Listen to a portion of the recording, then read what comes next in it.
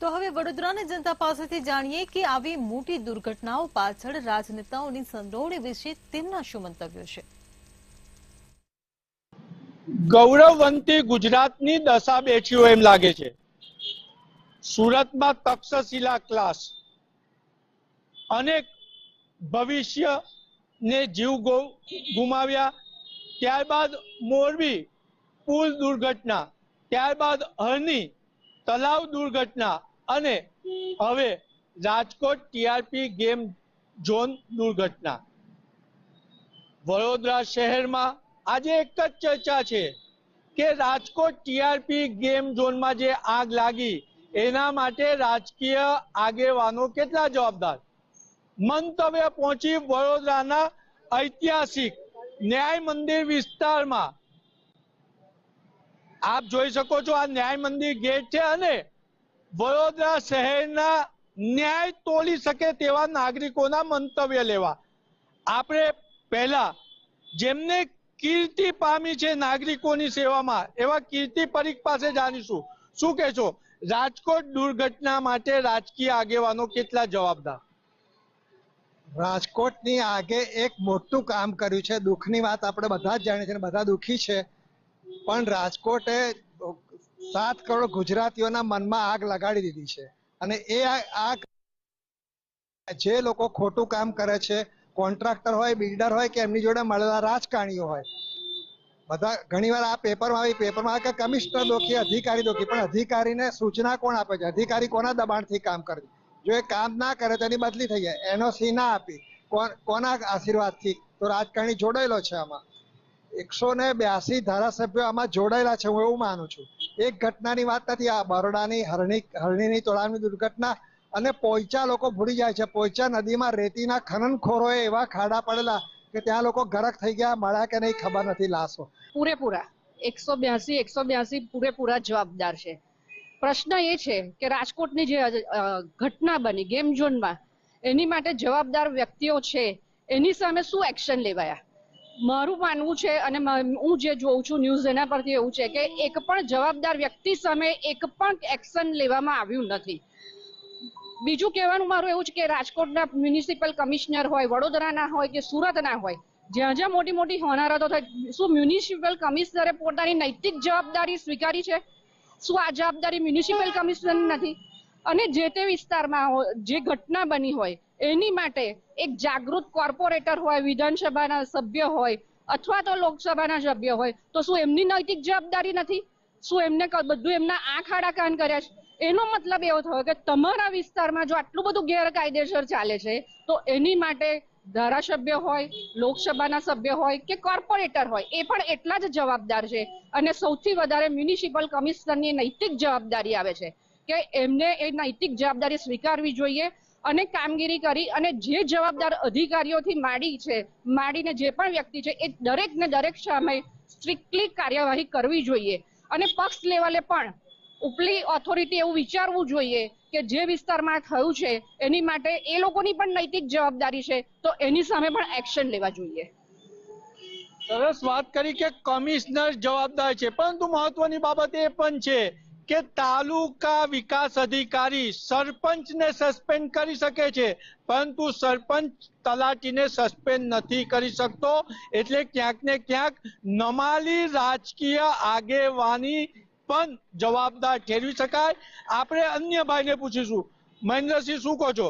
રાજકોટની ઘટના હોય કે વડોદરા શહેરની હરની તલાવ બોટ દુર્ઘટના, આમાં રાજકીય આગેવાનોને જવાબદાર ઠેરવી શકાય ખરા? જરૂર। સ્પષ્ટપણે માલુમ પડ્યું કે આપણે આ ચોરોને મોર સાચવવા આપ્યા છે, એટલે મોરના પીછા ઉખેડી લેવાની થિયરી ચાલી રહી છે। આપે તો ફક્ત 3 કાંડ ગણાયા, ટોટલ ગુજરાતમાં 11 કાંડ આવા થયા છે। એનો આપ એક એક ઇતિહાસ ખોલીને જોઈ લો। ત્યાં ગાડી પાછલા બારણે ફાઇનાન્સ કે રૂપિયો કોઈ પણ મુખ્ય રાજકારણીઓનો અને અધિકારીઓનો રૂપિયો લાગેલો હોય છે। અત્યારે તમે જુઓ રાજકારણનું વેપારીકરણ। વડોદરામાં હું તમને એક્ઝામ્પલ આપું, વડોદરાથી આપ શરૂઆત કરો।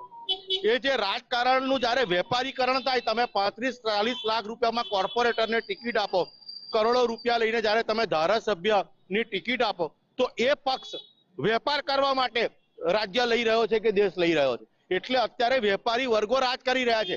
અને આપ જુઓ કે એ આ સેવા કેન્દ્ર નથી, મેવા કેન્દ્ર છે. ત્યાં ગાડી તમારું કોઈ પણ સીધું કામ બંડલ વગર થતું નથી. અને બંડલ તમે ફેંકો તો રિપેરિંગ ના બહાને આખા નવા કન્સ્ટ્રક્શન થાય છે. આ સમગ્ર પ્રજા જોઈ રહી છે. ભૂતકાળમાં જે લેખકાંડ થયો, આપ વિચારો, હાઈકોર્ટ ન્યાય પ્રણાલી હજુ જીવિત છે. હાઈકોર્ટ દસ્તાવેજ જોઈને કહે છે કે મુખ્ય આરોપી મગર બહાર કોણ છે. ત્યારે હું આપને જણાવું, તત્કાલીન કમિશનર જે શહેરના વહીવટદાર કહેવાય, પણ એ એગ્રીમેન્ટ એક માલિક તરીકેનો બનાવે છે. કોર્પોરેશનની કોઈ જવાબદારી નથી થતી. જેટલા પીપી ધોરણે કામ પાસ થયા છે, હું વડોદરાની વાત નથી કરતો, સમગ્ર ગુજરાતની વાત કરું છું, ત્યાં રાજકારણીઓએ પોતાના પૈસા, વેપારીઓના મોટાના પૈસા એક ફાઇનાન્સ કરી અને પ્રજાનો ભોગ લઈ અને પીપી ધોરણ સક્સેસ કરવા માટે, કરોડો કમાવા માટેનું આ ષડયંત્ર છે. માટે રાજકારણીઓ ભ્રષ્ટાચારી છે એ પ્રથમ દ્રષ્ટિએ પ્રૂફ થાય છે. એ લોકોની પેટર્ન ડાયલોગ છે, કોઈ બી ચાબરબંધીને છોડવામાં નહીં આવે. સૌ પ્રથમ તો વાત કરીશ કે આના માટે જવાબદાર અધિકારી તો સેકન્ડ પાર્ટ છે, પણ સૌથી પહેલા રાજકીય નેતાઓ છે. અને એના માટે તમે સર્વ લોક છે. કેમ કે વાત કરીએ તો ગુજરાતની અંદર 4 ટર્મથી જ્યારે બીજેપી શાસન કરતું હોય તો 4 ટર્મ એટલે 20 વર્ષ થાય. એટલે 20 વર્ષની અંદર જે બી કોન્ટ્રાક્ટ હોય, માલિક ઉજારાને નેતાઓનો સેટિંગથી કોન્ટ્રાક્ટરો આપવાના. આજે તમે જો કે જ્યાં ત્યાં ઠેર ઠેર ચેકિંગો થાય છે અને જાણવા મળે છે કે ભાઈ એનઓસી નથી, કે ભાઈ સાધનો નહોતા. તો કહેવાનો મતલબ એ છે કે એના પર હાથ કોનો હતો, આ પ્રશ્ન ત્યાં આવે છે. આજે એક સામાન્ય વ્યક્તિ, આજે અમે વ્હીકલ લઈને જઈએ એટલે અમારો લાયસન્સ ચેક થાય છે. કોઈ લારી ગલ્લાવાળો હોય તો ભાઈ તારી પાવતી છે કે નહીં. તો આવા લોકોની કેમ તપાસ થતી નથી? કારણ કે એમના પર મોટા મોટા હાથ હોય છે, જેના કારણે આખા કાન કાઢવામાં આવે છે. અને બીજી વાત તમને કહી દઈશ કે આજે ખાસ કરીને લોકશાહીની અંદર આજે અમે તો છે ને એક વાંદરાના હાથમાં કેળું આપી દીધું છે. અભણ અને ગુનાહિત કૃત્યવાળા મોટા મોટા નેતા બની ગયા છે. તો આ બધી વસ્તુથી એના પાસેથી સારા વાતની અપેક્ષા ના રખાય. કેમ કે જો અવારનવાર આવી રીતે થઈ રહ્યું છે.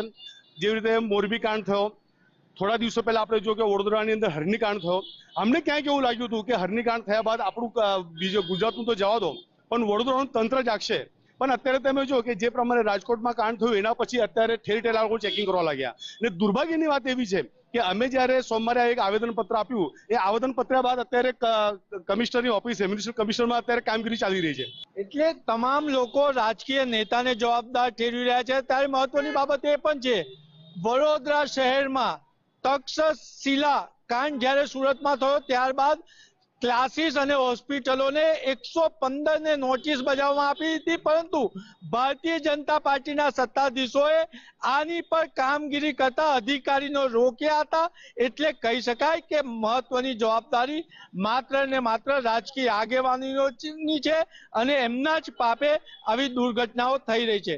કેમેરામેન કેતન સિંધે સાથે નિલેશ બ્રહ્મભટ્ટ, મંતવ્ય ન્યૂઝ વડોદરા.